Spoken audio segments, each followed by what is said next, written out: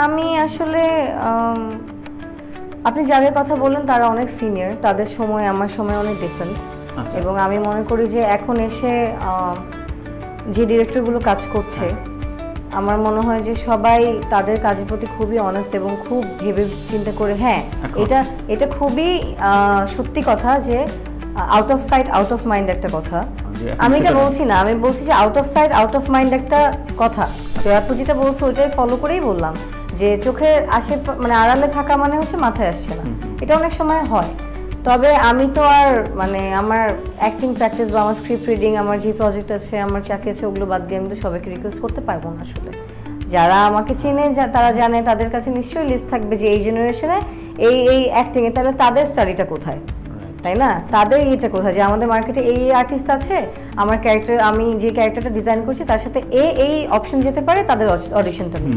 সেটা অবশ্যই অডিশন নিয়ে কাজ করবে।